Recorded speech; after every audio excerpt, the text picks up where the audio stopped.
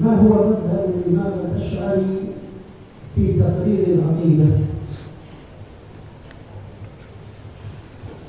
Apa mazhab Imam Asy'ari di dalam menetapkan akidah, di dalam menguraikan akidah?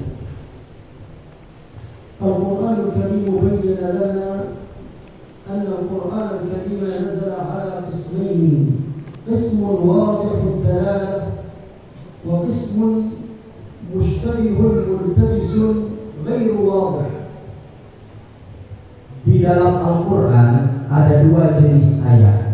Pertama, ayat yang maksudnya jelas, maksud yang dikehendaki oleh ayat ini jelas. Yang kedua, maksudnya yang masih ambigu, yang masih sama, belum jelas apa maksudnya.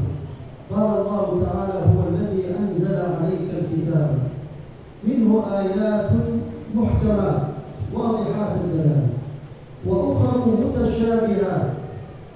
فبين لنا أن العلماء ينقسمون إلى قسمين في فهم هذه الآيات. قسم فأما الذين في قلوبهم زيغ فيتبعون ما تشابه منه فيذهبون يبحثون إلى هذا. لماذا؟ قال في قلوبهم زيغ، ميلان عن منهج الحق. لماذا يبحثون بعد هذه المتشابهات؟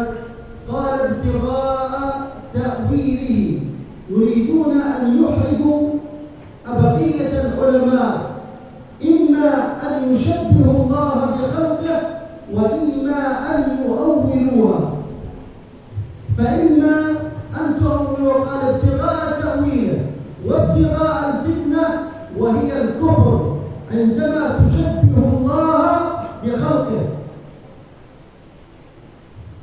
Di dalam Al-Quran, Allah Subhanahu wa Ta'ala menjelaskan bahwa ayat itu ada muhkamat, jelas dalilnya, jelas maksudnya, jelas poin yang dihindari oleh ayat itu jelas.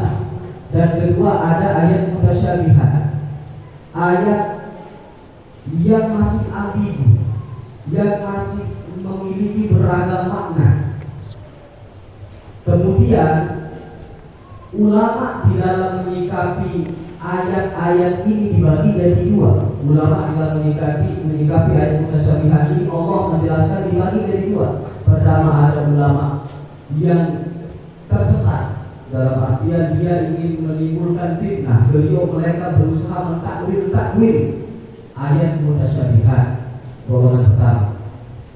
فلذلك نظر العلماء إلى الآيات المحكمات وجعلوها هي الأساس في قيام هذه الشريعة، سواء أمور العبادات أو أمور الاعتقادات أو أمور مقام الإحسان. فجعلوا الآيات المحكمات هن الأصل الذي يعتمد عليه. Jika kita sudah pahami bahwa ayat itu ada muhkamat dan mutasyabihat, dan kalau mutasyabihat ini para ulama ahli sunnah tidak berani mentakwilnya seperti yang berusaha menimbulkan fitnah tersebut, sehingga para ulama-ulama yang lurus-lurus ini lebih fokus di dalam ayat muhkamat, di dalam membahas ayat muhkamat, karena itu ruang yang harus dibahas. Jadi syariah ini, baik itu akidah, baik itu fikih, baik itu tasawuf, maqamul ihsan, itu dibangun dengan dalil-dalil atas dasar argumentasi berdasarkan ayat-ayat muhkamat. من هذه الآيات المحكمات التي اتفق الكل على أنها آية محكمة هي قوله تعالى ليس كمثله شيء وهو السميع البصير. Di antara ayat muhkamat yang disepakati oleh para ulama adalah firman Allah Subhanahu wa Ta'ala, laisa kamitslihi syai'un wa huwas samiul basir. Ini ulama sepakat ayat ini merupakan jenis ayat muhkamat.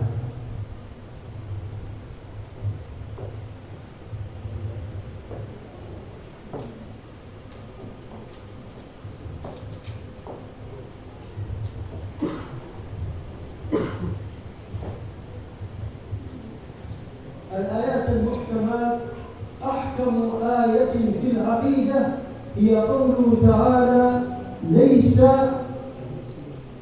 كمثله شيء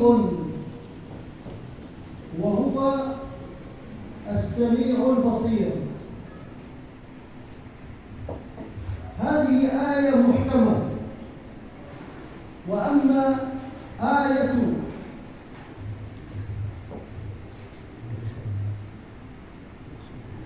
كل شيء هالك إلا وجهه، هذه متشابهة.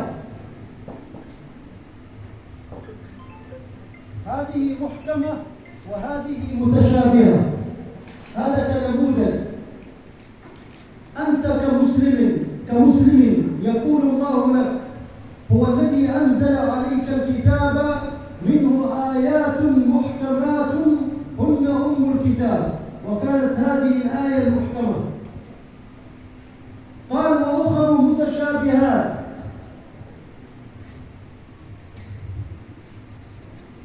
العقيدة تلزمك المنهج القرآني. يقول فأما الذين في قلوبهم زيغ فيتبعون ما تشابه منه. هذه الآيات لماذا؟ قال من أجل إما التأويل وإما تشبيه الله، فإن شبهت الله كفرت ووقعت في الفتنة، وإن أولت قد تصيب وقد تخطئ. ومنهج أهل الحق قال ابتغاء الفتنة وابتغاء تأويله وما يعلم تأويله إلا الله والراسخون في العلم يقولون آمنا به كل من عند ربنا، وهو مذهب التفويض، وهو الأصل في مذهب أهل السنة والجماعة، أن كل ما جاء عن الله نؤمن به على مراد الله وعلى مراد النبي صلى الله عليه وآله وسلم، وما جاء عن النبي نؤمن به على مراد النبي صلى الله عليه وآله وسلم. Beliau menulis di papan pembagian dua ayat yang dijelaskan oleh Allah, dua jenis ayat yang ada di dalam Al-Quran. Pertama ayat muhkamat dan kedua ayat mutasyabihat. Dan contoh ayat muhkamat yang paling muhkamat di dalam bab akidah di dalam Al-Quran adalah firman Allah yang berbunyi laisa kamitslihi syai'. Itu contoh ayat yang paling ahkam, ayat paling paten di dalam landas, di dalam jenis ayat muhkamat di dalam ruang akidah. Yang kedua ayat mutasyabihat, contohnya adalah kullu syai'in halik illa wajhah. Ini contoh ayat mutasyabihat. Nah, orang-orang yang berusaha berbicara terlalu dalam, berusaha menafsirkan terlalu dalam ayat-ayat mutasyabihat, konsekuensinya dua. Pertama, dia harus mentakwil maksud ayat tersebut. Jika dia mentakwil maksud ayat tersebut, konsekuensinya ya bisa benar, bisa salah.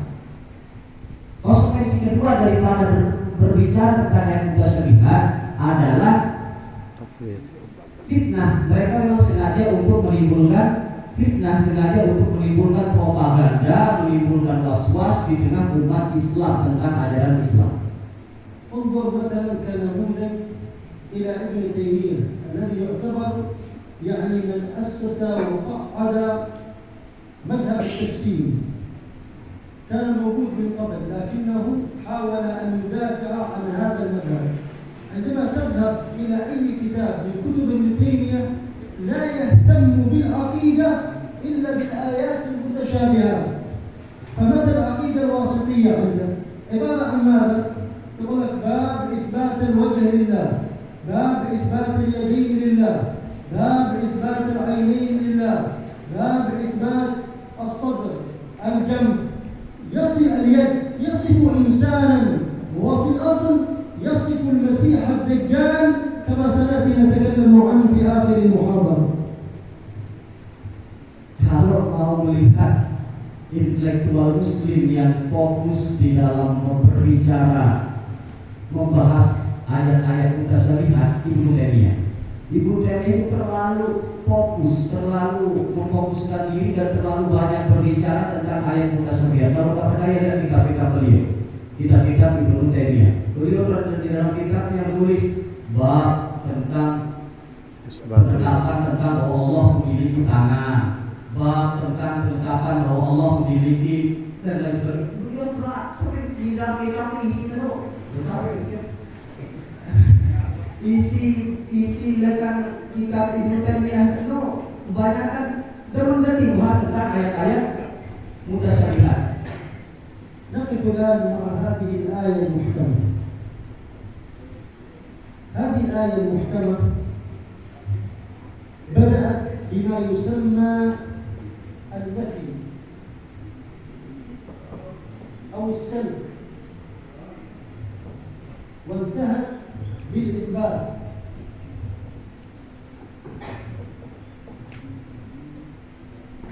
ديننا في العقيدة أساسا أقيم على التنزيه قبل الإثبات.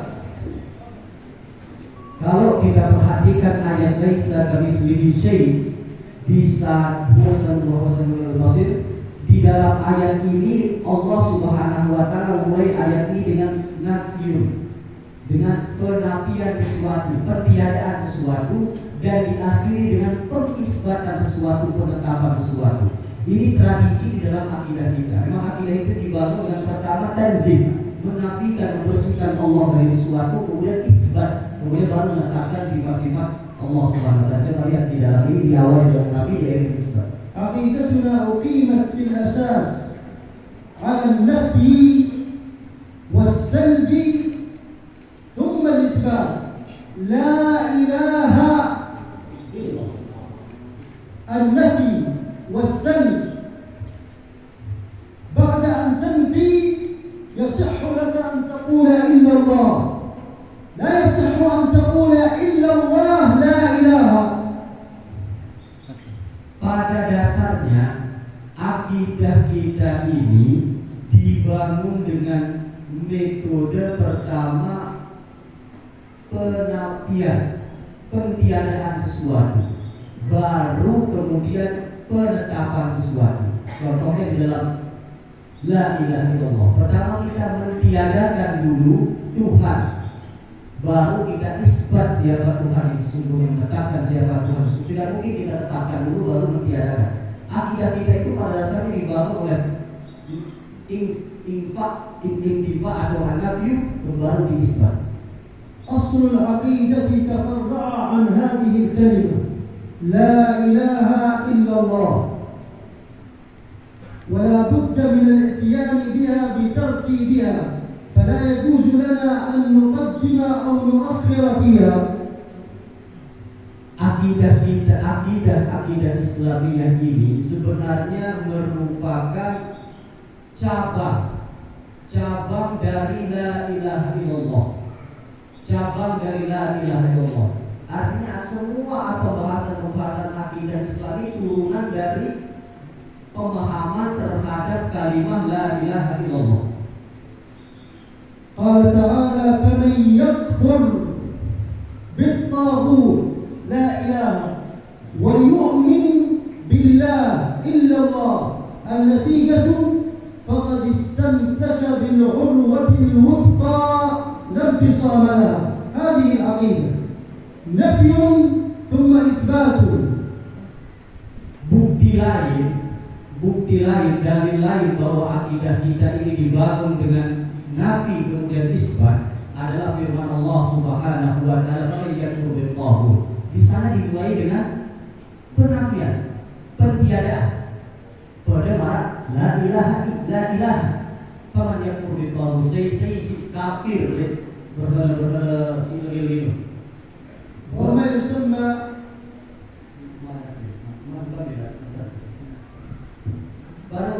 baru diisbatkan dengan yu'min billah.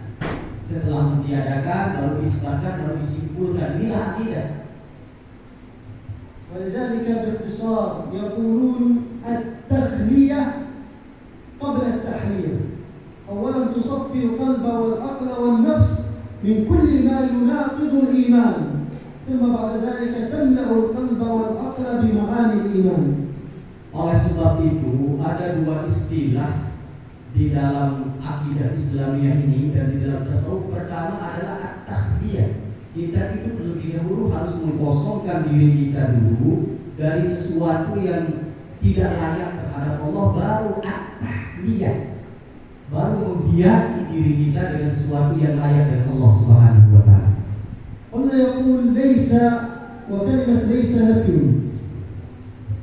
كمثله الكاف منهم من يقول زائدة ومنهم من يقول حقيقية، وكلاهما صحيح. فإن قال ليس مثله شيء صحيح، ومن قال ليس كمثله أي افتراضا لو وجد لله مثيل لا يمكن أن يكون هناك له شبيه. قال ليس كمثله شيء، كلمة شيء أنكر النكرات، يطلق على كل ما يمكن أن يكون موجود. فهنا جاء هذا النفي بأبلغ صورة من صور النفي، وهو عند علماء اللغة العربية أن النكرة إذا سبقت بنفي أو شبه أفادت العموم. النكرة وهي شيء إذا سبقت بنفي أو شبه ليس أفادت العموم، أي أنه لا يوجد لله شبيه ولا نظير ولا مثيل. أنت الآن نزهت القلب والعقل والنفس عن أي شبيه أو نظير أو مثيل لله، وهو معنى لا إله. Beliau coba kita analisa kembali ayat laisa kamitslihi syai'. Di sini laisa itu tentu kita sepakat di dalam ilmu nahwu, di dalam ilmu bahasa Arab, laisa itu linnas, diperuntukkan untuk mentiadakan sesuatu. Kemudian terkait kaf kamitslihi di sini, kaf di sini ada mengatakan ziyadah, ada yang mengatakan kaf ini asli, kaf asli. Dan dua-dua walaupun kita mengatakan ziyadah dan walaupun kita mengatakan itu kaf asli punya makna, maksudnya itu tetap sahih, semuanya benar, dan itu tetap nanti benar, akidahnya benar. Dan syai', kata syai' di situ itu adalah nakirah. Dan nakirah di dalam lughah Arab, di dalam usul fiqh juga dijelaskan bahwa nakirah jika diawali oleh nafi itu mesti faedahnya umum. Jadi seolah-olah di sini ayat ini laisa kamitslihi syai' ini menafikan segala sesuatu yang ada. Dan kata syai' itu diperuntukkan, makna syai' itu diperuntukkan terhadap sesuatu yang ada. Segala sesuatu yang ada ini bisa disebut syai'. Jadi di sini Allah menafikan segala sesuatu yang ada. فأقامت الشاعرة على هذا الكلمة لا إله إلا الله وليس كمثله شيء وغيرها من الآيات أن دفع المفاسد مقدم على جلب المصالح. Dengan dalil-dalil tadi, bahwa tadi sudah jelas bahwa akidah Asy'ari ini, ahli sunnah wal jamaah ini dibangun dengan menafikan sesuatu dan baru mengisbatkan sesuatu. Menafikan sesuatu yang tidak layak terhadap Allah, baru mengisbatkan bahwa Tuhan yang benar itu adalah Allah dan sebagainya. Oleh sebab itu di dalam ruang-ruang hukum nanti Asy'ari itu lebih mendahulukan darul mafasid muqaddamun ala jalbil masalih. Jadi Asy'ari dari kan ini pertama itu mentiadakan mafasid dulu, la ilaha, mentiadakan mafasid, mentiadakan hal-hal yang negatif, baru isbat yang aslah, yang paling bagus, yaitu Allah. Begitu juga di dalam ruang hukum nanti Asy'ari juga lebih mendahulukan pencegahan terhadap negatif daripada membangun sesuatu yang maslahat. Allah yaqul wa in min syai'in illa yusabbihu bihamdihi. Hal qala yahmadu Allah wa yusabbihu أم قال يسبح بحمده؟ لأن التسبيح هو تنزيه الله عن كل سوء، والحمد وهو السميع البصير. سبحان الله لا إله تنزيهه، بحمده إلا الله وصف الله بكل كمال. Begitu juga di dalam setiap zikir-zikir diawali dengan tasbih subhanallah, baru tahmid. Kenapa tidak tahmid baru tasbih? Karena tasbih itu ibarat daripada penapian, pensucian. Secara bersih-bersih, tasbih bersih dulu, baru awalnya kita hiasi isi tahmid. Begitu juga ya para ulama Nabi dulu baru sebagian dan bangun akidah sholat. فلذلك جعلوا هذا الأصل، فكل ما يوافق الأصل أصل وما يخالف الأصل إذا إما الإيمان به والسكوت والتسليم، وإما تأويله التأويل اللائق بما يوافق اللغة العربية ومنهج التنزيل. Oleh sebab itu, para ulama menjadikan ayat laisa kamitslihi syai' ini adalah dalil utama di dalam akidah. Dan akidah yang dibangun dengan dalil utama yaitu original, akidah yang original, akidah yang asli. Dan akidah yang dibangun menyalahi dalil ini, menyalahi asal ini, menyalahi dalil utama akidah ini, ya berarti akidah itu bermasalah. فليس كمثله شيء يمثل صفات السلبية، وهو السميع البصير صفات المعاني والمعنوية والنفسية. Di dalam akidah Ahlussunnah kan sifat itu dibagi jadi 4, salbiyah, ma'ani, ma'nawiyah. Nah, di dalam firman ini sebenarnya sifat yang dibagi 4 oleh Asy'ari terkandung dalam ayat ini. Contohnya laisa kamitslihi itu adalah mengandung sifat salbiyah. Kemudian huwas-sami'ul basir itu mengandung sifat ma'ani, sifat ma'nawiyah dan sebagainya.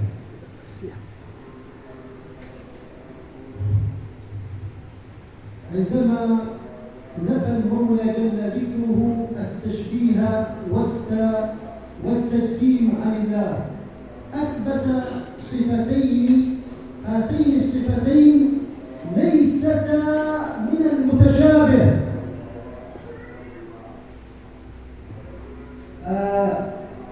Di sini di dalam ayat ini Allah menafikan segala sesuatu yang menyerupai Allah.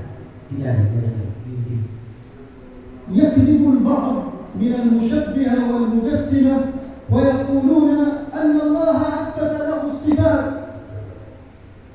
كاليد والرجل والقدم والوجه. لا، الله لم يثبت ذلك ولم يثبت وينسبه كصفة الله، إنما أثبت صفة السمع، قال السميع البصير، ولم يقل الوجه واليد والرجل.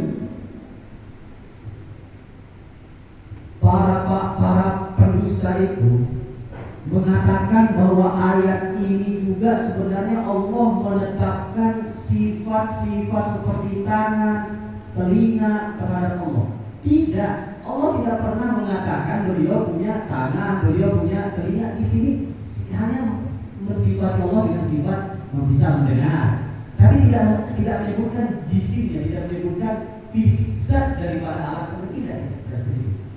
ما الفرق بين السميع البصير وبين اليد والوجه؟ ما الفرق بين صفات المعاني والمعنوية وبين الأعضاء من وجه وعنق ويد ورجل وجنب وغير ذلك؟ Apa perbedaan antara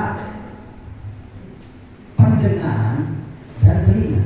Ada perbedaan antara pendengaran dan telinga. Ada perbedaan antara wajah dan melihat. Ada perbedaan antara anggota tubuh dan fungsi daripada. Ada perbedaan. Apa perbedaan? التشبيه والتجسيم لا يقع بالأمور المعنوية والمعاني، إنما يقع بالمحسوسات والتصورات.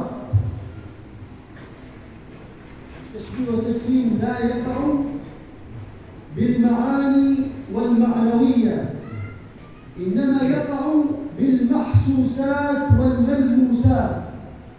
Tasbih itu konsep para orang saat itu. Tasbih itu menyerupakan Allah dengan makhluk. Tajsim itu menggambarkan Allah punya tubuh. Menggambarkan Allah punya tubuh, itu namanya tajsim. Nah, perbedaan antara mendengar dan tajsim itu jelas beda. Ada perbedaan antara fisik dan fungsi. Kalau tasbih dan tajsim itu berlaku pada sesuatu yang bisa diraba. Kalau sifat ma'ani dan ma'awiyah seperti mendengar ini itu tidak bisa dimaksudkan, itu hanya sebuah sifat. Al-ilm مثلا صفة من صفات المعاني. هل يمكن للإنسان أن يرى العلم أمامه أو أن يحس العلم أو أن يجسم العلم؟ لا يمكن. لماذا؟ لأنه معنى، فإثبات السميع البصير لا يوجد فيه تشبيه ولا تجسيم، فلذلك هو موافق لقوله ليس كمثله شيء. أما اليد، الوجه هو حجم يدخل ضمن التصور ويدخل ضمن المحسوسات والملموسات. Bedakan antara zat, fisik dan sifat. Kalau mendengar, melihat itu sifat. Contohnya ilmu lah.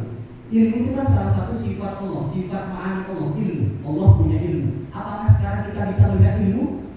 Kan tidak bisa. Ini sifat. Berbeda dengan fisik. Ini perbedaan antara sifat dan fisik. Jadi orang-orang yang mengatakan Sami al-Basir itu adalah sebagai dalil bahwa kita ini mengisbat, mentajsimkan Allah, mentasbihkan Allah, mengisbat adanya telinga, adanya tangan bagi Allah, itu tidak benar. Karena ada perbedaan antara fungsi, sifat dan sebuah zat yang berbentuk, ada perbedaan. صفات المعاني والمعنوية لا يمكن أن تجسم أو أن تشبه إلا في حالة واحدة، إذا نقلت المعنوي إلى شيء محسوس. مثلا تقول عن علم إنسان، تقول فلان كالبحر في العلم، عند ذلك تنقل الشيء المعنوي إلى شيء محسوس وهو موج البحر، لكن لا يمكن أن ترى العلم ولا يمكن أن تجسم العلم، إنما يمكن أن تنقل الشيء المعنوي إلى شيء محسوس فترى المحسوس وتتصور المحسوس لا المعنوي. Tidak mungkin sifat itu bisa jadi fisik, tidak mungkin. Misal ilmu sifat ma'ani Allah itu tidak mungkin memiliki fisik, tidak mungkin dibuatkan fisik, tidak mungkin. Kecuali pada satu keadaan, yaitu bisa kita menganalogikan bahwa orang itu ilmu, bisa contoh ilmu. Ilmu itu tidak mungkin berfisik, tidak mungkin ilmu ini berfisik, tidak mungkin ilmu ini berwujud. Kecuali sifat-sifat ma'ani itu kita transfer maknanya ke sesuatu yang bisa dilihat, yang bisa diraba. Misal contohnya, dengan alim ilmunya marah lautan. Sebenarnya apa?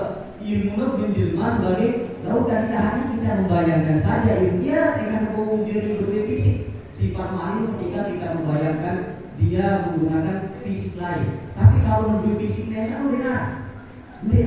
Sehingga kita dia keluar tajsim. Kita akidahnya bukan akidah tajsim yang memfisikkan Allah, yang memfisikkan, yang menggambarkan Allah berwujud fisik. Karena gara-gara yang pandang dari pendengaran, karena dia paham antara perbedaan antara fungsi dan sifat dan sebuah fisik beda.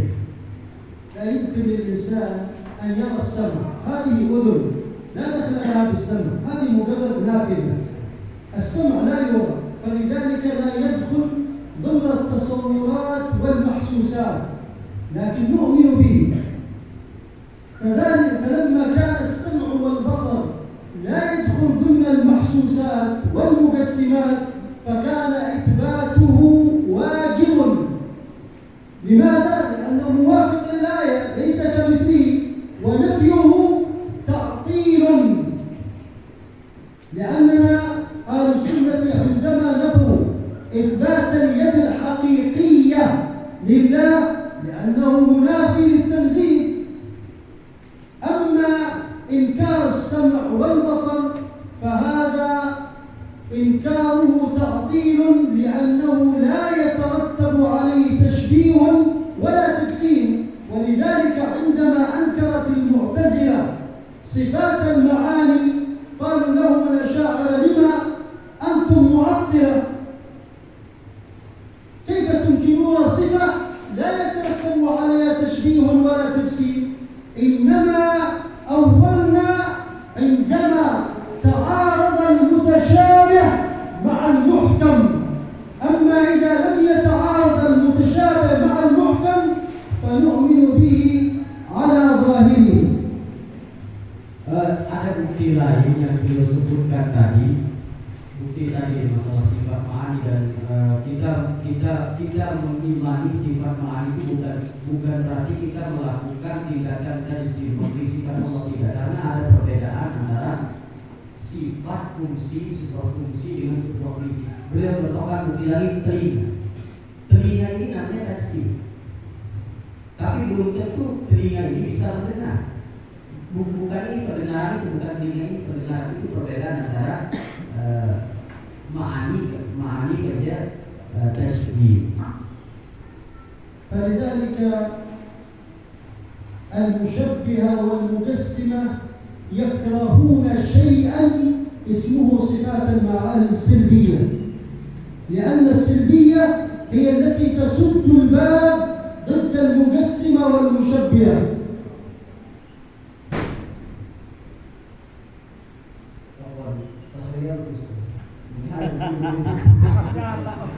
المشبهة والمجسمة يكرهون الصفات السلبية لأنها عليها قوام تنزيه الله. Sifat ma'ani itu berdiri, sifat silbiah itu diawali karena dia merupakan landasan di dalam penetapan akidah. ويأتي يقول لك المشبه المجسمة يقولون: انظروا إلى هذه الآية التي تستدلون بها. هذه الآية التي تستدلون بها عندما نفى إجمالا، وعندما قال ليس كمثلي، لم يقل ليس بجرم وليس بجوهر وليس بكل وليس ببعض، نفى إجمالا. وعندما أثبت فصل. إذن عندما نأتي في العقيدة لا يجوز لنا أن نفصل في النفي، لا يجوز لنا أن نقول أن الله ليس بجسم، لا يجوز لنا أن نقول أن الله ليس بجوهر، لا يجوز لنا أن نقول الصفات السلبية. هذا قول المشبهة وهذا قول باطل سنتكلم فيه. Coba kita perhatikan ayat ini. Ketika Allah berbicara penafian, pentiadaan sesuatu, Allah Subhanahu wa ta'ala menggunakan redaksi umum. Laisa kamitslihi syai'. Dia ngarak sesuatu pun kepada Allah. Dia ngarak sesuatu pun apa umum. Ketika menafikan sesuatu, Allah menggunakan redaksi kata-kata yang bermakna umum. Tapi ketika Allah mengisbat, beliau mentafsir. Oleh sebab itu, di dalam akidah kita, kalau masalah penafian ditekan tafsir-tafsir, ya umum masih itu dinalar sesuatu kepada ditekan Allah, kemudian Allah itu bukan kiri, bukan ditafsir-tafsir. Kalau lalu masalah pengisbatan akidah, ya kita tafsir tidak masalah. Nanti dia akan jelaskan secara detail. Sekarang. هذه الآية أبلغ من لو قال ليس بجسم. إذا قال ليس بجسم إذا يمكن أن يكون جوهر. إذا قال ليس بكل يمكن أن يكون بعض. لكن هذه الآية جاءت بأبلغ أسلوب من أساليب النفي النفي المطلق. Jadi ayat ini laisa kamitslihi syai' adalah kalau di dalam standar bahasa Arab itu kelas atas. Sudah berada di strata teratas di dalam mengungkapkan penafian sesuatu. Karena ini lebih mantap maknanya ketimbang kamu misal Allah bukan fisik. Berarti Allah esensi, doa, sebuah esensi yang tidak terlihat esensi. Kamu temui Allah bukan doa. Misal dulu redaksi nafi Allah bukan doa, bukan esensi. Berarti Allah bukan fisik. Belum diri kamu maka Allah lebih karena dia Allah kan yang memikirkan dia lebih menggunakan kata laisa kamitslihi syai' karena ini adalah kata-kata penafian yang paling umum, paling keren, paling strata teratas dalam bahasa Arab di dalam mengungkapkan penafian sesuatu. Paling super. قولهم أن الله في النفي يجمل وفي الإثبات يفصل كذب، والدليل على ذلك آية الكرسي. الله يقول الله لا إله إلا هو الحي القيوم، صفتين للإثبات، ثم جاء بصفتين للنفي فقال لا تأخذه سنة ولا نوم، كما فصل في الإثبات فصل في النفي. ونقول ليس كمثله لا تفصل، لكن الإثبات فصل. وقلنا أن القرآن الكريم لا يقول ذلك، كما أنه جاء الإثبات الله لا إلا هو الحي القيوم أثبت صفتين، نفى عن الله صفتين لا تأخذه سنة ولا نوم، فكما يفصل في الإثبات يفصل في النفي. Begitu juga Allah Subhanahu wa taala benar. Berarti kalau Allah hanya di dalam nafi harusnya rata-rata Allah di dalam nafi berarti ya dia mentafsir. Allah pun kadang-kadang di nafi mentafsir mungkin ayat kursi. Ayat kursi ada yang menafikan tafsirnya nafinya juga tafsirnya isbatnya. بل جاءت آيات قرآنية فصل الله في النفي أكثر من الإثبات. Bahkan ayat di dalam Al-Quran Allah pentafsirannya di dalam penafian itu lebih banyak daripada pentafsirannya di dalam pengisbatan. قال الله تعالى قل هو الله أحد الله الصمد، فصل بآيتين، وفصل الإثبات بآيتين، وفصل النفي بثلاث، لم يلد ولم يولد ولم يكن له كفوا أحد، فكان التفصيل في النفي أكثر من الإثبات. Ayatnya adalah surat Al-Ikhlas tersebut bahwa Allah menyebutkan penafian lebih banyak daripada pengisbatan. Kalau pengisbatannya cuma dua, Qul huwallahu ahad, Allahus samad. Ini pengisbat. Kalau pengisbat penetapan, dia tetap sifat bukan apa. Terus lalu ayat selanjutnya justru penafiannya menggunakan tiga. Terus menggunakan tafsir nafi seorang lam yalid, lam yulad, lam yakun lahu kufuwan ahad. Kadang-kadang memang Allah lebih banyak mentafsir di dalam masalah penafian sesuatu daripada pengisbatan. نحن أهل السنة والجماعة كيف نتعامل مع الآيات المتشابهات وكيف يتعامل المشبه المجسمة مع الآيات المتشابهات؟ Harga ngombe tante bermuamalah berinteraksi dengan ayat-ayat mutasyabihat. Di ngombe entan selingkah di sunnah berinteraksi terhadap ayat-ayat mutasyabihat. Ngombe entan berinteraksi, ngombe entan pahami kita ayat mutasyabihat. Dan dalam dengan sedih ngombe entan. أهل السنة والجماعة يتعاملون مع كل ما ورد في القرآن الكريم من محكم أو متشابه أنه يؤمن به، والمتشابه يؤمن به من غير زيادة ولا نقصان ولا تشبيه ولا تمثيل. أما المشبهة المجسمة فيقولون هذا الكلام، لكن عند الحقيقة لا يقولون هذا الكلام. يقول نؤمن بها كما جاءت من غير زيادة ولا نقصان على الحقيقة. كلمة على الحقيقة زيادة.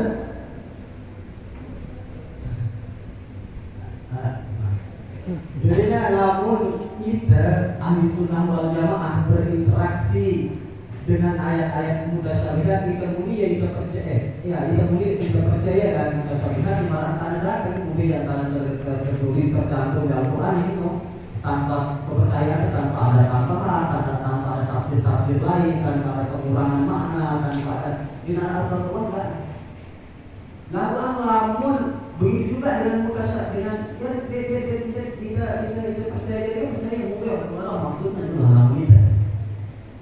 Nah, namun dengan mutasyabih, dengan isi melakukan tindakan penyembah Allah dengan fisik makhluk, itu mengatakan kami juga percaya dengan ayat-ayat mutasyabihat, beriman dengan ayat mutasyabihat sesuai sebagaimana ayat mutasyabihat itu tercantum, tanpa ada penambahan, tanpa ada pengurangan, tanpa ada apa-apa, cuma rukun al-haqiqah. Kami percaya kami itu dengan sebenar-benar makna yang dikehendaki oleh Allah. Nah, ini sebenarnya tambahan ketika ini kami itu mempercayai dengan sebenar-benarnya makna yang dikehendaki oleh Allah. Seolah-olah kita mungkin tapi mana dirinya? لو أنهم قالوا نثبت لفظة الوجه لله، نثبت لفظة اليدين لله، نثبت هذه الألفاظ لله، ما في معنى. لكن يقولون نثبت لله وجها على الحقيقة له كيفية يعلمها الله.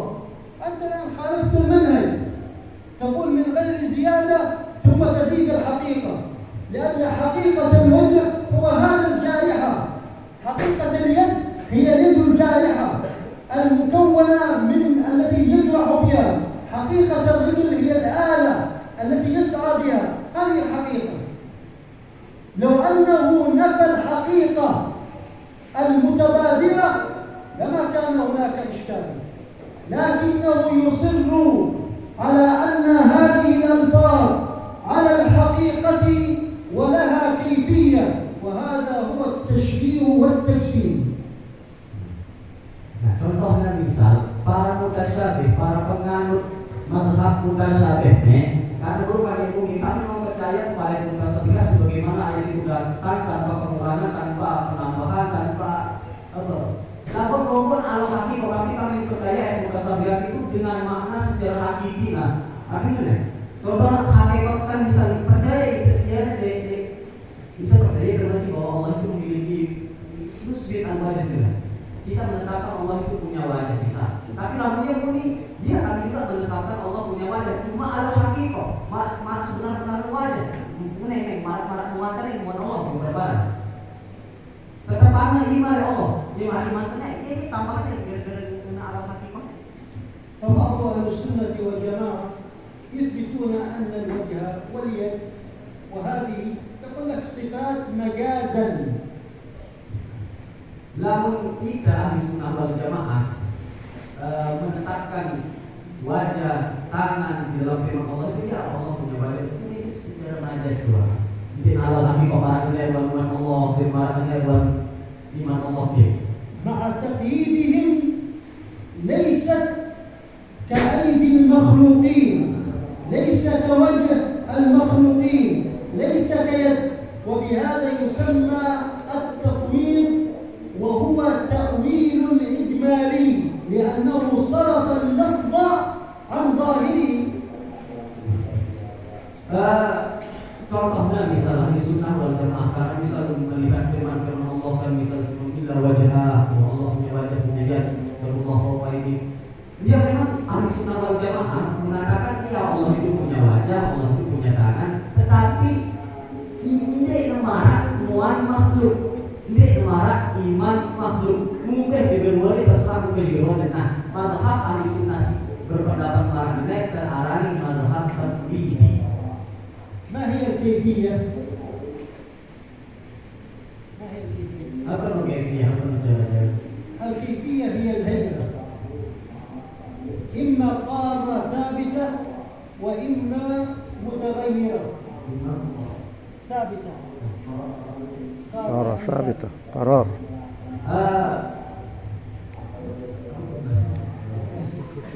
قرار ثابت. هي ثابتة لا تتغير ملازمة للثابت، وإما أن تكون تقبل التغير مثل السكون، الحركة، المشي، الجلوس، القيام، القعود، هذه التغييرات. هي يعني الحال. Kefiahnya kan kefiah itu berapa dan kefiah? Kefiah itu adalah keadaan, kondisi. Ya kondisi itu kadang-kadang itu toko itu nanjing itu dari kondisi. Nah. فالهيئة في حق الله محال، ولو نقل الهيئة الكيفية عن الله لانتفى التشبيه. Muhammad bilang bagaimana? Bahwa kaum mutasawwif itu menetapkan dua ketetapan isi terkait dengan keyakinan dia menetapkan hakikat bahwa Allah Maha Benar dan dia menetapkan kefiah bahwa Allah itu berbeda kefiah. Allah itu melakukan tindakan kondisi-kondisi. Nah menurut kita Allah itu tenafian dengan kefiah dan dengan tindakan kokongan kita tenafian Allah dengan seisi berakidah menafikan hakikat tangan dengan Allah, menafikan kefiah dengan Allah, mengakidah dari sunnah. Akhiran kena nasi sering itu ya para Allah itu dua hakikah masuk Allah Maha kecil kefiah bahwa Allah itu tokoh dia yang melakukan sifat-sifat interaksi makhluknya. أساس التشبيه قائم على الكيفية. Fondasi dasar lekan arahnya paham tasbih itu gara-gara yang mereka memahami bahwa Allah itu memiliki kefiah, memiliki keadaan kondisi-kondisi ومن العجيب الغريب أن المشبهة يقيمون العقيدة على أساس إثبات الكيفية لله، مع أنها لم ترد لا في الكتاب ولا في السنة ولا عن الصحابة والسلف الصالح. Antara sesuatu yang mengherankan bahwa kaum mutasyabih menetapkan kaifiah bagi Allah, padahal kaifiahnya dari Allah, riwayatan dari Quran, hadis, bahkan para kalangan sahabat pun tidak pernah mengatakan Allah itu punya kaifiah, memiliki hayat, tindakan-tindakan Allah itu memiliki kondisi, tokoh, sifat-sifat kaifiah. عندما يتحدثون عن الكيفية يقولون كل موجود لا بد له من كيفية، ونفي الكيفية عن الموجود هو تعطيل عدم. هم يقولون هكذا، يقول كل موجود والله لا بد من، يعني أنت جالس لا يمكن تكون جالس بدون هيئة، لا يمكن يكون الله موجود على العرش بدون هيئة، لا بد له من كيفية. إذا لا بد أن نثبت الكيفية. تثبت الكيفية على مزاجك. هل قال الله أن له كيفية؟ هل قال النبي أن له كيفية؟ بل قال ليس كمثله شيء وأنت الآن تجعله كغيره. Mereka kaum mutasawwif ini mengatakan bahwa setiap yang wujud, setiap yang ada mesti memiliki sebuah tindakan, mesti memiliki hayat, mesti memiliki gerakan-gerakan, mesti memiliki sikap-sikap. Ini adalah hayat. Kan Allah wujud, berarti Allah memiliki kefiah, memiliki tindakan. Ya Allah berarti kalau dari alas dia bertumpang sila bisa. Ini kepada pahami. Karena mereka meyakini bahwa Allah itu punya kefiah, memiliki sifat kefiah. Allah yaqul laysa kamitslihi syai'. Padahal Allah Subhanahu wa taala berfirman, "Laisa kamitslihi syai'." Ya otomatis Allah juga menafikan kaifiah dengan dirinya. Tidak mungkin Allah itu boleh kaifiah karena menafikan karena kata hayat, kata kaifiah terkandung di kata-kata syai', laisa kamitslihi syai'. Laisa kamitslihi syai'. Berarti kalau Allah menafikan kaifiah, menafikan hakikat, lekan diri kalau gue dikuduin mual barang ulama, dikuduin mata barang matame, dia bersikap sikapnya. Kira-kira benar makhluk di situ ada hayat dan contohnya boleh ya. Ini harus kita pahami gitu ya sederhana.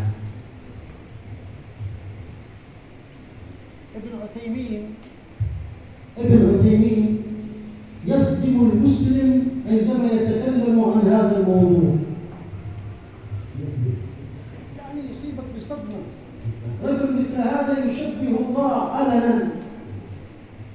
Ibn Utsaimin, ulama Mekah no. Salam Mekah. Ulama Nabi. Bukan ulama Mekah tapi ulama Najd, ulama Najd.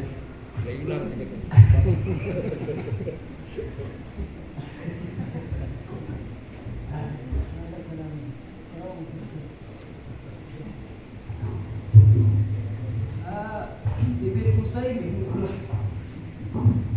ulama Najd itu membuat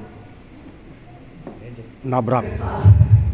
kesalahan fatal, membuat kesalahan fatal di tengah-tengah kaum muslimin ketika memahami sesuatu. Mulai sini.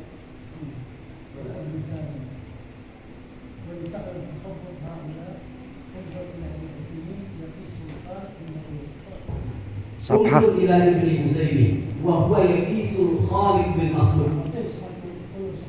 Sabhatkan. 142.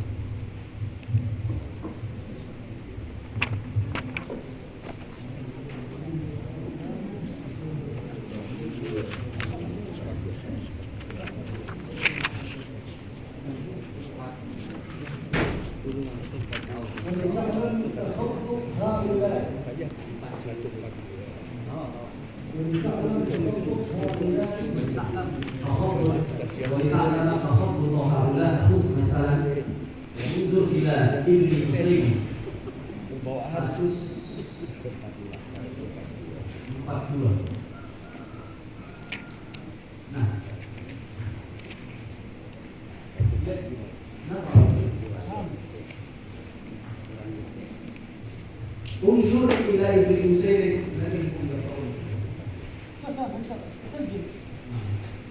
انظر إلى ابن أسيمين وهو يقيس الخالق بالمخلوق فيقول السلف لا ينفون الكيف مطلقا لأن نفي الكيف مطلقا. يقول السلف يكذب على السلف. يقول السلف ما ينفوش الكيف على الله. يثبتون الكيفية لم يثبتها الله ولا النبي. لا ينفون الكيف. Ibn Utsaimin muni bahwa salaf ulama-ulama terdahulu ndek nara si mentiadakan kaifiyah. Ndek nara si mentiadakan kaifiyah maksudnya nara si mentiadakan kaifiyah sudah mutlak dinar. Karena nafiyal kaif mutlaqan nafyun bil wujud. لأنه يعتقد أن الله جسم. فيقول لك إذا ما فيش معه كيفية إذا هو غير موجود. Ibnu Utsaimin muni bahwa karena menafikan kaifiyah secara mutlak berarti menafikan terhadap eksistensi. Nah, berarti karena Ibnu Utsaimin kenapa Ibnu Utsaimin memahaminya karena dia membayangkan Allah itu mempunyai wujud, mempunyai fisik, jisim. Jadi begini. Wa ma min mawjudin illa wa lahu kaifiyah. انظر الآن ابن عثيمين كيف سيشبه الخالق بالمخلوق وسيقيس الخالق على المخلوق تشبيه وتجسيم. لكنها سيشبه الخالق بالمخلوق وسيقيس الخالق على المخلوق. Coba kita bagaimana Ibnu Utsaimin menganalogikan makhluk dengan Tuhan. Bagaimana Ibnu Utsaimin menyamakan eksistensi wujud makhluk dengan wujudnya Tuhan. Ini coba kita perhatian dulu ya. Lakinnaha qad takunu ma'lumah wa qad takunu majhulah. يعني الكيفية التي لله قد تكون معلومة لنا وقد لا تكون معلومة. فنحن ما رأينا الله وهو جالس فلذلك لا نعلم الكيفية لكن هو له كيفية لأنه جالس. Sikap-sikap Allah perilaku Allah arah isi makhluk isi mengetahui arah isi dia makhluk dia tahu bisa tahu Allah dia mungkin ya memang dia tahu kalau Allah barang dia mungkin tahu dia mungkin Jadi dari ibu-ibu saya ini meyakini bahwa Allah itu memiliki lah, perilaku dia berperilaku malaikat. Berarti kan dia sama karena dari perilaku Allah sama karena dari Allah kerja makhluk di sini ibu saya ini. Karena mazhab ibu saya ini memang tajsim.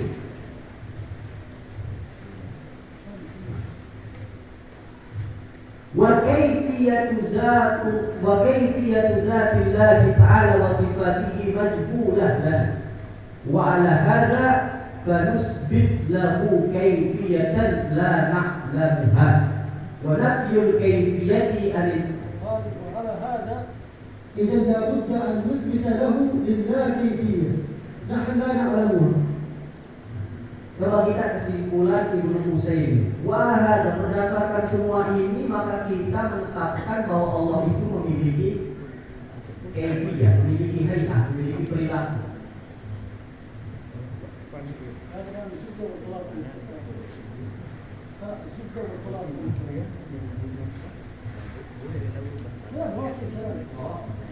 ونفي الكيفية عن الاستواء مطلقا هو تعطيل محدود لهذه الصفة. الذي صارت الكيفية صفة وصار الذي ينفي عن الله الكيفية معطل والذي يثبت الكيفية تشبيه لله صار هو المنزه. Coba kita lihat kesimpulan Ibnu Utsaimin menyimpulkan bahwa orang-orang yang menafikan kaifiyah bagi Allah itu berarti orang-orang yang melakukan tindakan kekosongan yang murni. Artinya yang mati dia ngelepas dia peduli dengan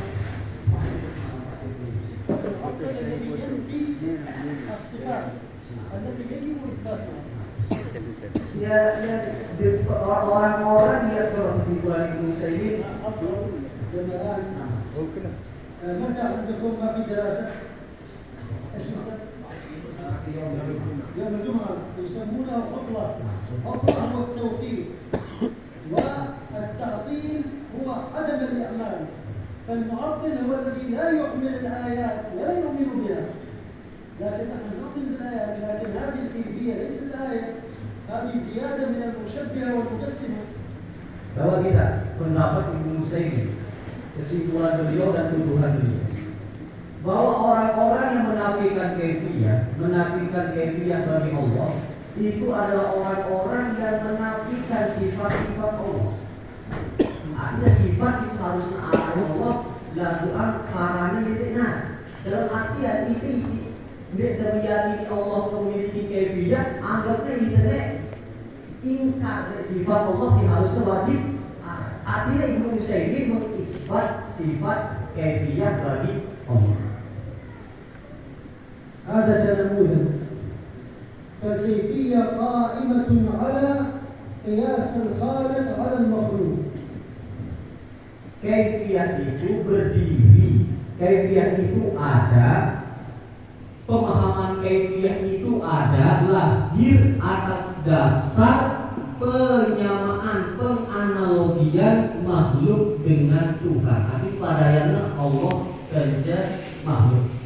Jadi dengan meyakini sifat kaifiyah itu ada bagi Allah, kaifiyah itu ada bagi Allah adalah orang-orang yang menyamakan Allah kerja makhluk. Karena mungkin sebagai pemahaman kaifiyah meyakini Allah punya kaifiyah, namun dia kepadanya Allah kerja makhluk. نأتي الآن إلى جدة وخلاصة المقصد من التفسير. Sekarang kita akan berbicara tentang intisari, maksud dan tujuan daripada paham tafsir. لماذا يسعى المجسمة إلى تجسيم الله؟ لماذا يسعى Kenapa mereka ini berusaha untuk mentajsimkan, memfisikalisasi Allah? النبي صلى الله عليه وآله وسلم أخبر أن في آخر الزمان سيظهر رجل يدعي يدعي أنه الله وهو المسيح الدجال.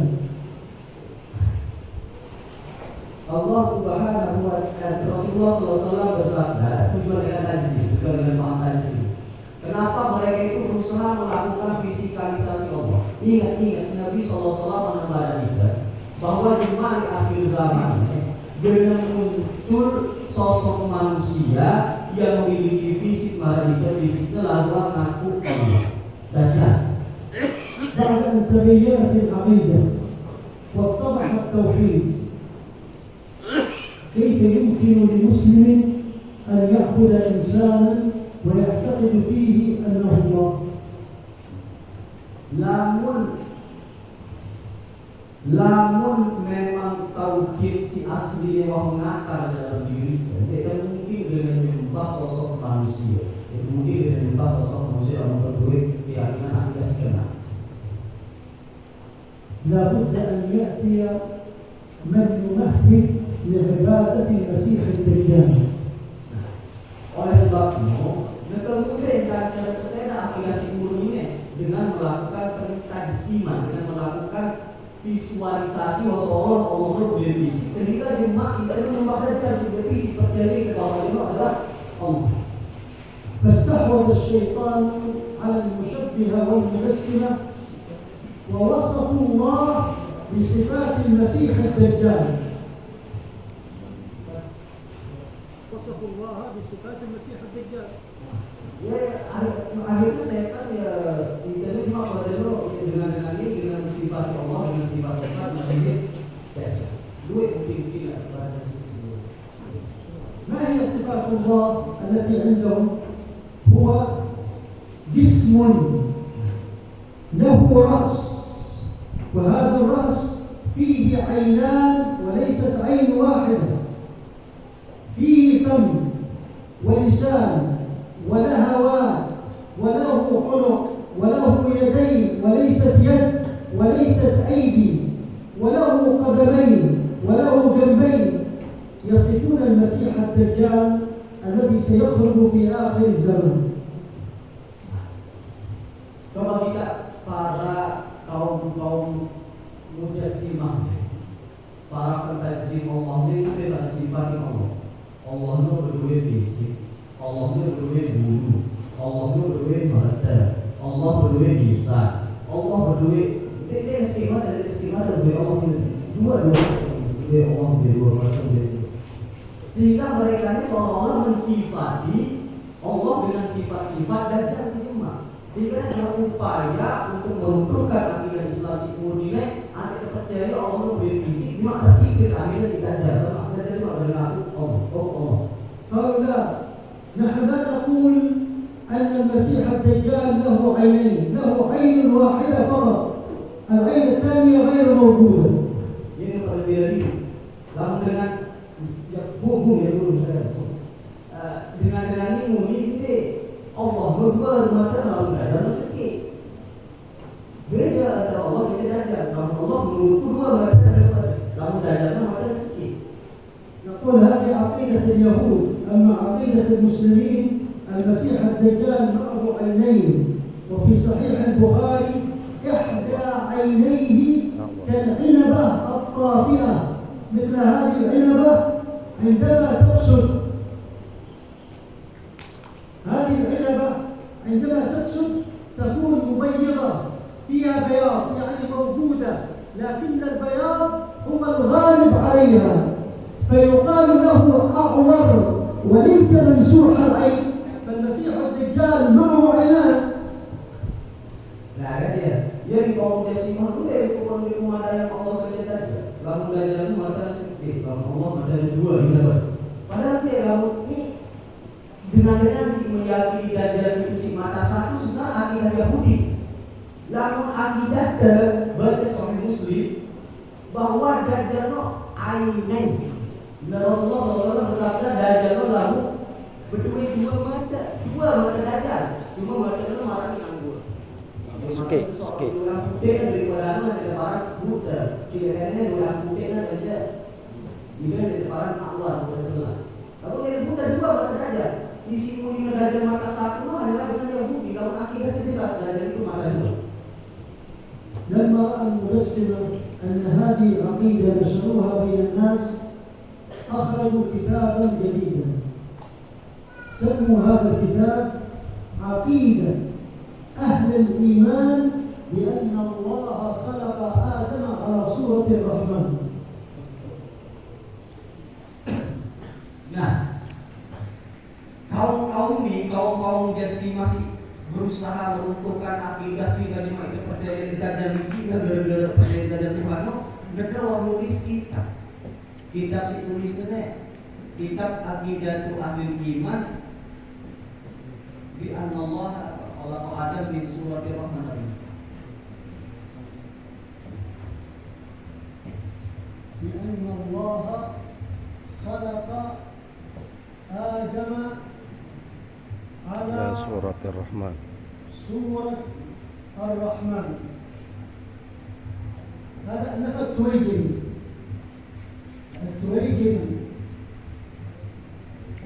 واحد من الوهابية التويجري. هذه عقيدته عقيدة الإيمان بأن الله خلق آدم على صورة الرحمن على صورة الدجال. فهم بهذا يمهدون لعبادة المسيح الدجال حتى إذا خرج المسيح الدجال وادعى الربوبية نظروا إليه قالوا هذا الذي موجود في الكتب يتبعونه. Contohnya salah satu pemuka Wahabi nulis kitab karena Aqidatu Ahlul Iman bi anna Allah khalaqa Adam ala suratir Rahman. Bahwa akidah dengan Islam meyakini bahwa Allah itu menciptakan Adam atas bentuk Rahman. Maksud Rahman itu Dajjal. Jadi itu mana skenario si penelitian si dengan sehingga berusaha dan menyimpan skenario sepadan mungkin, ngarang kitab sepadan mungkin bahwa Allah mempunyai fisik, sehingga cuma di akhir zaman ketika internet, ketika Dajjal datang percaya Dajjal adalah Tuhan, karena cerita mereka kitab punya sifat mereka Tuhan, ini sifat mereka Allah, bahwa Allah punya sifat yang dia percaya akhirnya Dajjal bahwa Dajjal itu Tuhan. Jadi benar-benar Wahabi itu skenario si plan si gitu mungkin karena tidak Nampak? يركزون الوهابية على أن من خصوصيات الله أنه هو الذي يحيي الموتى وأنه الذي ينزل المطر الغيث من السماء ويحيي الأرض بعد موتها. وهذه صفات المسيح الدجال. هو الذي يؤتى بالرجل فيأمر بقتله، يوضع المنشار في رأسه فيقسمه نصفين ثم يقول له قم، ويقول للسماء امطري ويقول للأرض أخرجي. Bayangkan, Wahabi ini ada berkeyakinan Allah memiliki sifat khusus, sifat istimewa khusus bagi Allah miliki, yaitu sifat terkhusus bagi Allah menghidupkan dengan mati, Allah menurunkan hujan, Allah menumbuhkan bumi kering. Dia pada sifat khususnya Allah. Sedangkan sifat khususnya Allah adalah sifat-sifat Dajjal, sifat sehingga bima Dajjal ketika datang lalu ketika ada mati terus dihubungkan di sini. Terus lalu mulai hujan, angin, turun hujan, di sini. Jadi kan benar-benar marah-marah sekarang dia yang dimana untuk percaya Dajjal sikapnya seperti ini. ولهذا يقول قد أخذنا زبدة وخلاصة هذا الكتاب